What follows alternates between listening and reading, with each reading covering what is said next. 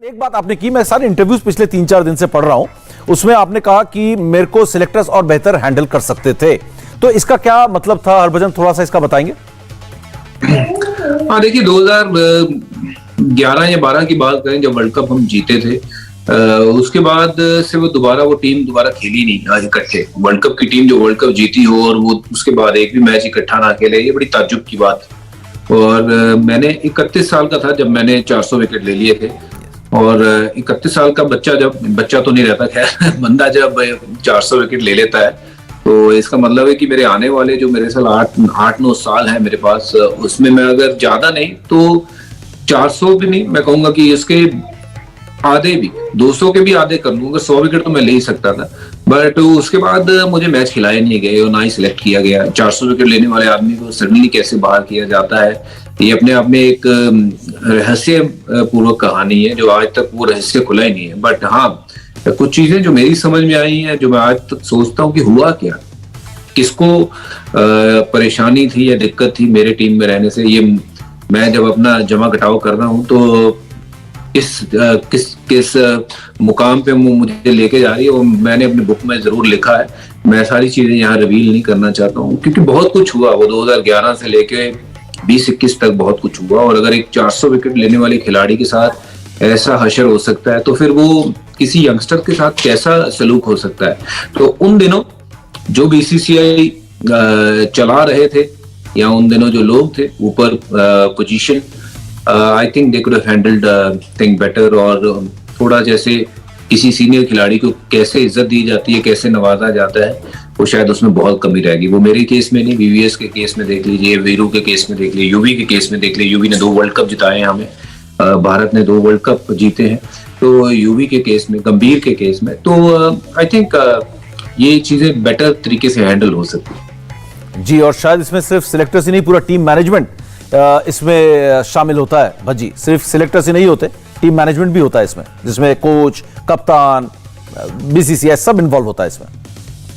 जी हाँ, बिल्कुल। देखिए, एक आदमी तो कोई कुछ नहीं कर सकता है, और उसमें पूरे मैनेजमेंट इन्वॉल्व है। और उसमें जो टॉप जो आपके बीसीसीआई की पोजीशन पे उस समय के लोग थे वजूद, तो उनकी क्या सोच थी ये हमारी समझ से परे है। बट अगर मैं समझता हूँ कि 2011 में जो टीम ने वर्ल्ड कप जीता, वो इतनी अच्छी टीम थी, उसके बाद वो एक भी मैच इकट्ठा नहीं खेली, वो मेरे लिए बहुत ताज्जुब भरी बात है। ये शायद आपने कभी सोचा भी नहीं होगा समीप, आपका इतना लंबा करियर होगा, आपने कभी अगर निकाल के देखिए स्टैट्स, क्यों वो टीम दोबारा नहीं खेली। अगर 2011 का वो वर्ल्ड कप जीतने के लिए वो टीम जो है वो समर्थ हो सकती है, अच्छी टीम है इसीलिए जीती है, उसके बाद क्या वो टीम उतनी अच्छी नहीं है कि अगले 2 साल भी इंडियन टीम को और सर्व कर सके?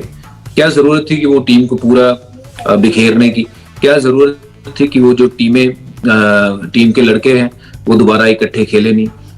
एक एक करके सब बाहर होते चले गए, और बिना किसी रीजन। ऐसा नहीं था कि वो 2 या 4 मैच खेले हुए थे, सब 10-10 साल लड़के जो है वो खेले हुए थे, और विदाउट एनी रीजंस, जो प्लेयर्स को भी नहीं पता है।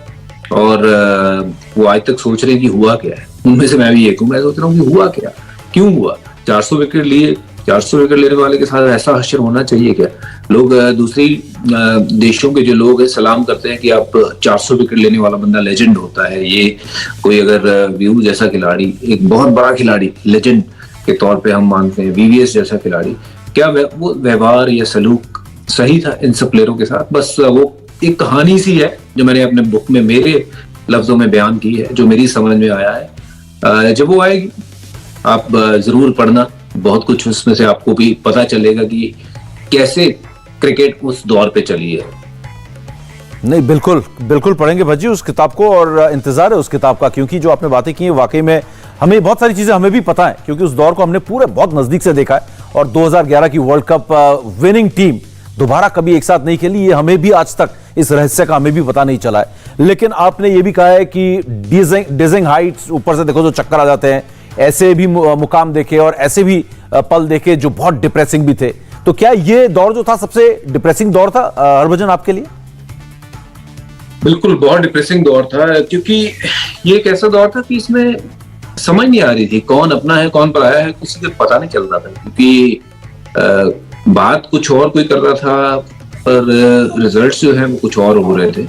तो डिप्रेसिंग इसलिए था कि कोई जवाब नहीं दे रहा, कोई सामने से बताए कि क्या करने की जरूरत है हरभजन सिंह को या फिर किसी भी बड़े खिलाड़ी को टीम में वापस आने के लिए अगर आप इंजर्ड हो जाते हो। वो कोई बताने के लिए तैयार नहीं, और आपका सिलेक्शन ना हो रहा हो और बाकी के लड़के सब खेल रहे हो, तो फिर थोड़ा सा खराब लगता है, थोड़ा नहीं बहुत खराब लगता है। बट कुछ समय के बाद वो चीजें बदली, मैं टीम में आया, बट टीम में आने के बावजूद भी मैं लगातार बेंच पे बैठा रहा। 3 टूर वो T20 के, ऑस्ट्रेलिया में गया, उसके बाद बांग्लादेश गया, उसके बाद T20 का वो वर्ल्ड कप उसमें मैं पूरा वर्ल्ड कप में बाहर बैठा रहा, पूरे तीनों टूर्नामेंट बाहर बैठा रहा। तो मेरे जैसे खिलाड़ी को अगर आप पिक करते हो तो आप बेंच पे बिठाने के लिए पिक ना करिए, उससे rather you pick someone who is much younger, कि जो आगे 10 साल आके भारतीय क्रिकेट के संवार सकता है। तो अगर मेरे जैसे खिलाड़ी को पिक करते तो उनको खिलाइए, उनका एक्सपीरियंस जो है वो यूज करिए। अगर नहीं करना है तो आप किसी यंग खिलाड़ी कुलदीप यादव को उस दिनों आप सिलेक्ट करते, उनको वो मौका देते ताकि वो टीम में रह के कुछ सीखता।